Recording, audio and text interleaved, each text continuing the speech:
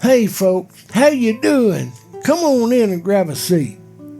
Tonight I'm going to tell you about an old coon hunter named Virgil and how him and then later on my nephew Terry both got acquainted with the ghost of Scott's Gulf.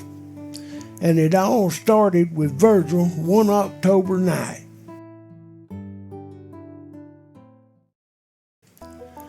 The old man stood there in the dark woods, his lantern throwing a weak glow across the leaves at his feet. He heard them boots crunching gravel and he called out, "Who's up there?" That's when the figure lifted that .44 Walker Colt pistol. No sound, just a puff of smoke rolling out the barrel. Bark splintered off the tree behind Virgil and he felt the hot wind of a lead ball kiss his cheek. That was right when the old man knowed he was standing in the wrong place. Now most ghost stories might send a chill up your spine. This one will put lead through your hide if you ain't careful. So let me take you back to how it all started. Now the story Daddy told me, there was an old woodsman named Virgil. Now he lived over there by Bone Cave. Daddy told me about him when I was about 7, and he swore up and down that Virgil wasn't no liar. Virgil said it was around October of 1938. He was out coon hunting, just him with a lantern, his blue-tick coon hound, and a single-barrel 20-gauge shotgun for varmints. It was a clear night with a bright moon and dry leaves crunching underfoot. Long about 1 o'clock, that hound froze stiff, his tail tucked, hackles up, growling low at something Virgil couldn't see. Then he heard it. Footsteps, slow, heavy, crunching gravel one after another.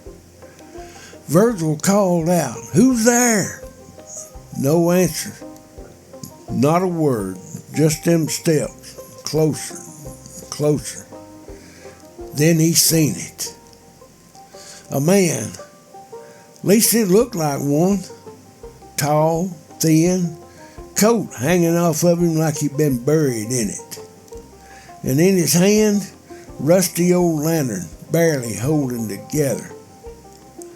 But that lantern, it didn't shine. It just kind of glowed inside. Faint, like fireflies in a jar. Virgil said he backed up behind a big old red oak tree and waited. He swore he watched that figure walk straight out of the base of that cliff. Didn't look left nor right, just marched steady, right up to where the trail curved around to follow the creek, and right back into the cliff wall he went without a sound, beside them boots crunching in the gravel. Virgil said when that man come up to that cliff wall, half his body slid right into the limestone, and then he was gone. He didn't climb, didn't fall, just vanished. But Virgil swore just before that man slid into the bluff, he turned his head. Cold eyes caught his, and quicker than a rattler strike, that fella raised up a Walker Colt pistol. Virgil braced for the bang, but there wasn't none. Just a puff of smoke curling out the barrel and bark flying from the tree behind him. Then another puff, no sound at all. The hot air against his cheek as a bullet whizzed past his ear. He hit the dirt crawling like a snake trying to get away. And he swore till his dying day he felt the wind off a bullet fired by a man been dead near about 75 years.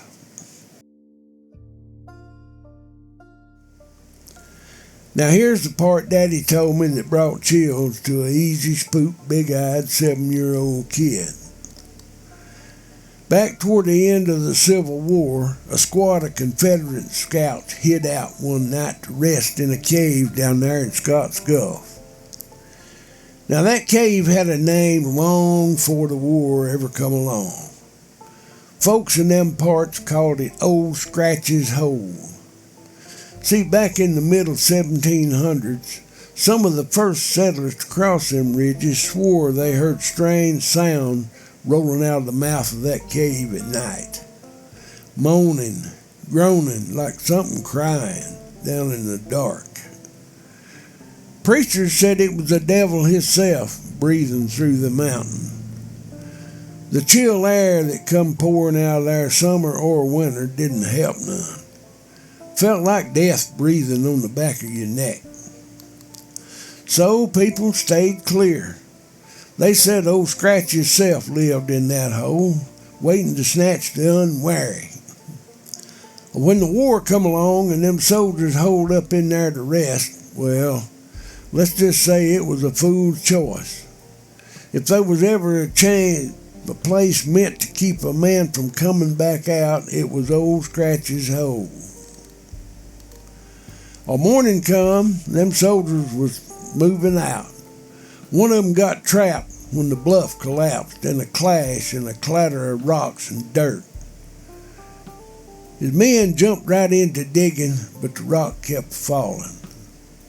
After digging and prying for hours trying to move enough rocks to get him out, they finally give up, said a prayer, and just sat down and waited.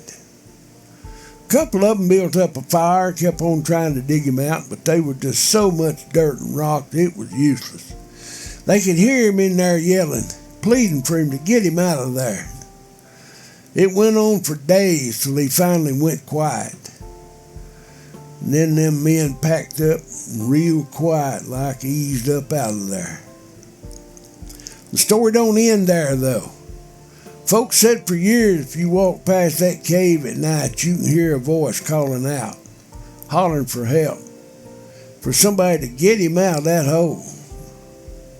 And now, ever so often, people see a man in that same ragged coat, carrying that same old rusted lantern that don't shine, walking them trails, heading straight for the cliff wall like he's trying to find his way back out.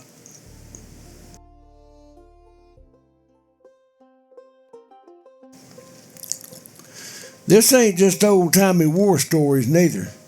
My nephew Terry seen it himself back in the late 70s. Him and some of his buddies took their Jeeps and four-wheel drive trucks down in the canyon there, figuring they'd fish a little, drink some beer, camp for a couple of nights. They got down in there about 4 o'clock on Friday afternoon, set up their camp. Donald Wayne drug out that old Weber grill him and Terry carried everywhere they went and lit the charcoal. Since it was too late to fish, they just throwed some burgers and some smoked sausage on the grate and made them a quick supper. Well, they laid around there, bellies full of burgers and a little bit of beer, and they settled down for the night. And just after midnight, Terry got up, nature calling, you know, and that's when he heard it. Boots crunching on gravel, slow, steady, just like Virgil said. Terry was standing over by his truck grabbing a pack of smokes when he seen him clear.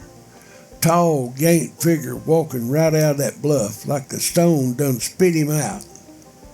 Terry hollered, "Hey, where'd you come from?" No answer. Man just kept right on marching, right on through their camp without a word. Terry hollered again, "What the hell, man? Where are you going?" By now, the figure was at the curve in the trail for where it follows the river. That's when the soldier stopped, drawed that Walker Colt .44 pistol and fired. Terry swore he seen it plain, puff of smoke rolling from the barrel, no sound. Then his truck window exploded into shards of glass. He ducked and broke into a run. 2 more puffs chased him through the dark. One slug tore through the door, another punched clean into the bed. He never heard a sound, just them ghostly puffs and the ruin they left behind. Then he just faded right into the limestone cliff like he ain't never been there at all. By then, the rest of them boys was up stumbling around trying to find out who was doing all the shooting. Terry kind of managed to tell them what he'd seen, They went to slinging gear in them trucks left and right. In fact, them boys pulled up out of there so fast they left their tents and even a brand new cooler slam full of Coors beer. Heck, they even left that old Weber grill with an 8-pound Boston butt pork roast slow smoking on it. They's trying their best to get out of there before that man come back and went to shooting again. Well, the next day, while he was washing the mud off his truck, Terry found them holes, neat and round as a dime. After about a month, Terry finally let himself tell me what happened. He swore to me they ain't drunk that much beer. The look in his eyes as he told me the story, well, I believe him. I asked him if he'd take me down there and show me where it happened. He told me, Uncle Zeb, I just like to have got shot by a 100-year-old ghost. I ain't going back in that guff unless the good Lord calls me personal. Now, some folks have said, if you see this fella and you call out to him, he'll turn and follow you right back to your truck. I can't say if that's true. I ain't never met a soul had it happen firsthand. But I can tell you this much, though. He don't just walk them trails. Every so often, he'll draw that ghostly coat and let fly. No sound, just smoke. And if you're standing there, you best pray that lead ain't meant for you. If it hadn't happened to my own nephew, I might have thought it was just talk myself. But after he told me about that night, well, let's just say I ain't taking no chances. All I know is I don't camp in Scotts Gulf. Not since I heard what Virgil and Terry both seen. Now, if folks ask me why I won't set foot in Scotts Gulf after dark, I'll tell them plain. A man can't outrun lightning bolt, be hard pressed to outfight a bear, and he can't dodge a bullet from the grave. You see, sometimes the spirit don't rest easy, especially them what experienced a bad death. Sometimes they're looking for something, a way out, or maybe a way home. Just make sure you ain't the one that gives them a ride. I'm Zebediah Hawks, and this has been a story from Papa's Porch. I really, really appreciate y'all stopping by. Come on back and see me again, won't you? Next time, I'll tell you about the night my Uncle Alvin wandered off into Devil's Garden and come back out with no shirt, no shoes, and no memory of how he got that way. And look, on the way out, how about tapping on that thumbs up if you feel led? I sure would appreciate you subscribing to the channel. Ring that little bell and make sure all is selected so you get notified when we post a new video. Leave us a comment. Tell us where you're listening from. All this really helps the channel grow and tells YouTube to show you our videos. Well, look, that's all I got for you this time.